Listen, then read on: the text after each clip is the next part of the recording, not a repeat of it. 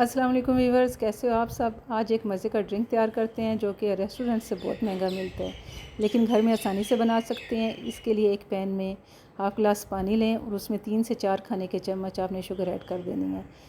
एक cinnamon stick, 4 से 5 काली मिर्च, एक छोटी चमची अदरक, एक छोटी चमची लेमन के छिलके और थोड़ा सा फूड कलर ऐड करके इसको तैयार करें और छन्नी की मदद से छान के रख लें। अब सिरप तैयार करने के लिए एक पैन में आपने हाफ़ गिलास पानी लेना है, उसमें 4 से 5 खाने की शुगर ऐड करनी है और उसको भी अच्छी तरह उबाल के तैयार करके आपने एक बाउल में निकाल लेना है।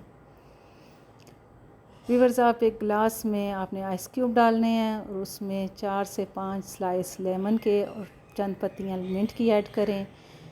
सिरप ऐड करें और ब्लू सिरप ऐड करें और सोडा वाटर आपने जो बाज़ार से आसानी से मिल जाता है वो इसमें डालना है। लीजिए व्यूअर्स, एक रिफ़्रेशिंग सा ड्रिंक तैयार हो गया है। एंजॉय करें। अल्लाह हाफ़िज़।